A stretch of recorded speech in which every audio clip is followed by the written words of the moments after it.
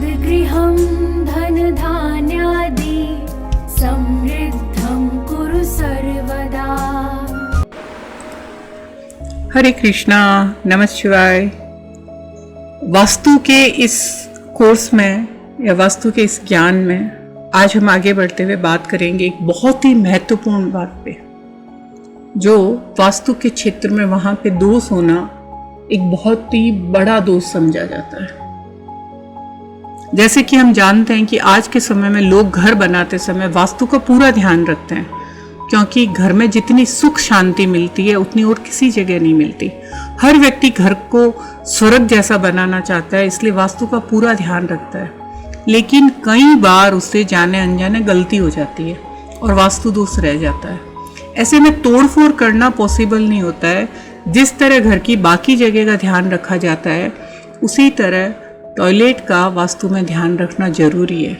और ऐसे में अगर ईशान कोण में बाथरूम हो तो ये जानते हैं कि उसका वास्तु दोष है, उसका क्या इफेक्ट होता है। ईशान कोण यानी उत्तर पूर्व की दिशा, ये अनेक वास्तु दोषों में से एक वास्तु दोष है ईशान कोण में शौचालय बनाना। ये आपकी सबसे बड़ी गलती मान लो या भूल मान लो कि आपने ईशान कोण में टॉयलेट क्यों बनाया। ईशान कोण में टॉयलेट के क्या नुकसान है वो तो आप सब भुगत ही रहे। ईशान कोण देवताओं की दिशा है और वहां पे सिर्फ पानी और पूजा घर का स्थान है, और वास्तु में ये दिशा सबसे शुभ मानी जाती है। ऐसे में अपने अंदर ग्लानि रखना तो सही नहीं है, क्योंकि आपने बहुत बड़ी गलती कर दी। और इसका सबसे बड़ा दोष है कि जैसे एग्जाम्पल, आपके घर में बच्चे कितने ही पढ़ने में होशियार है, उनके अंदर कैपेबिलिटी है कि वो डॉक्टर बने, लेकिन इस दोष की वजह से कितना भी एफर्ट करके आपको वो रिजल्ट नहीं मिले, और वो हो सकता है कंपाउंडर बन के रह जाए, नर्स बन के रह जाए। इसमें आप जितनी मेहनत करते हैं उतना आपको रिजल्ट नहीं मिलता है। क्यों नहीं मिलता है? क्योंकि ये भगवान की जगह, ये गुरु की जगह है, और यहाँ गुरु बैठा है। और ईशान कोना में अगर आप बाथरूम बनाते हैं तो गुरु का कोना, आपने आज तक सब वास्तुशास्त्र में पढ़ा है कि ईशान कोण में बैठक घर होनी चाहिए, पूजा घर होना चाहिए, साफ सुथरा, हवादार, खुला, और वहां पे लाइट आनी चाहिए। तो टॉयलेट ना तो बड़ा होगा, ना साफ सुथरा होगा, ना उसमें लाइट आएगी, ना वो हवादार होगा। और रही सही कसर टॉयलेट में ऊपर वो टंकी के लिए आप उसकी छत को छोटी कर देते हैं तो उसकी हाइट भी कम कर देते हैं। लेकिन सबसे बढ़िया ईशान कोण होता है जब उसमें ड्राइंग रूम बनता है, जो डबल हाइट का होता है या उसकी हाइट ज्यादा होती है। लेकिन आपने साइज कम कर दिया, आपने जगह कम कर दी, आपने उसको गंदगी से भर दिया, बदबूदार भर दिया, वहां पे कोई हवा का नहीं है, और वहां पे टॉयलेट राहु को आपने वहां पे गुरु की जगह बिठा दिया। वास्तु पुरुष के सिर पे, जहाँ पे साफ सुथरा, क्लस्टर फ्री और दोष रहित होने के, हल्का होने के बाद ही तो वास्तु पुरुष के दिमाग पे भार नहीं होगा। फिर जो वास्तु पुरुष का प्रारूप, जो घर का मालिक है वो रहता है, उसके दिमाग पे भी कोई भार हो, गंदगी हो, घुटन हो, वो हो तो वो कहाँ से सोच पाएगा और कहाँ से पढ़ पाएगा और कहाँ से कुछ कर पाएगा। सेम की सेम थ्योरी, क्योंकि वास्तु पुरुष में भी चक्रा होता है, व्यक्ति में भी चक्रा होता है। वास्तु पुरुष पे जो जो दोष होते हैं उस घर के मालिक के शरीर पे भी होते हैं, उसकी एनर्जी बॉडी पे होते हैं, उसके स्पिरिचुअल जीवन में होते हैं। तो क्या करें? आपका उसका सही इलाज है, उस टॉयलेट को आप वहां से हटाइए। और अब आप किसी कारण से उसको नहीं हटा सकते हैं तो उसमें उस जगह को 3 से 4 फुट उसको अगर हटा सकते हैं तो उस जगह को 3 से 4 फुट खोदिए।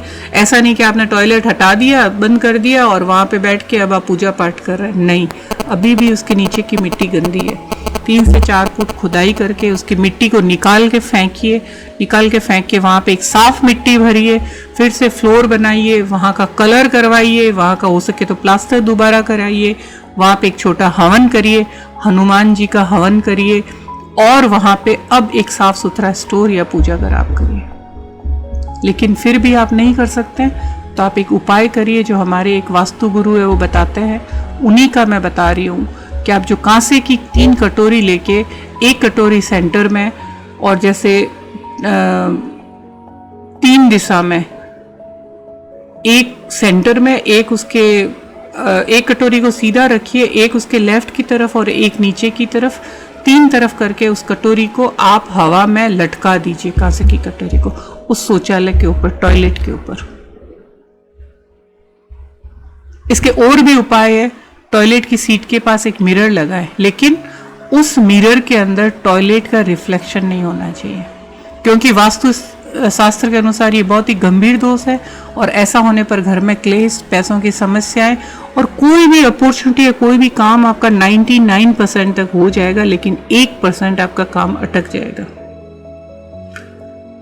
ग्रीन रंग का बल्ब लगाए, बाहर की दीवार पर उत्तर या पूर्व की तरफ एक मिरर लगाए, ईशान कोण में एक छोटा सा खड्डा बनाए बाहर, शौचालय के बाहर, और उसमें एक फव्वारा लगा दें जिसमें निरंतर पानी बहे। दरवाजा उसका हमेशा बंद रखें और टॉयलेट के उत्तर और पूर्वी कोण पर भूमि में एक छोटा सा छेद कर दें, जिससे उत्तर और पूर्वी कोण अलग हो जाए। कांच के एक बड़े बर्तन में जो समुद्री नमक आता है वो भर के टॉयलेट में रख दें और हर रविवार को फ्लश में डाल के नया बर्तन भर दें। लेकिन सबसे अच्छा उपाय है आप इस शौचालय का प्रयोग बंद कर दें, क्योंकि हो सकता है घर में आपके पास दूसरा टॉयलेट हो, आप उसको यूज करें। पहले इसको प्रयोग में लाना बंद करें, क्योंकि ये टॉयलेट गुरु है, वो ज्ञान फैलाता है। तो उस टॉयलेट रूपी राहु से क्या ज्ञान फैलेगा, क्योंकि वहां से सकारात्मक शक्तियां तो आएगी नहीं, नकारात्मक आएगी। और अगर टॉयलेट सही दिशा में बना है तो पॉजिटिव एनर्जी है, गलत में बना है तो नकारात्मकता है, और इससे उत्पन्न नकारात्मक ऊर्जा घर के हर सदस्य को परेशान करती है। घर की उन्नति में बाधा आती है, व्यक्ति की तरक्की रुक जाती है, शरीर में किसी न किसी व्यक्ति को एक बीमारी बनी हुई रहती है, बड़ी बड़ी बीमारी, अचानक से पता चलता है इसको ये बीमारी है।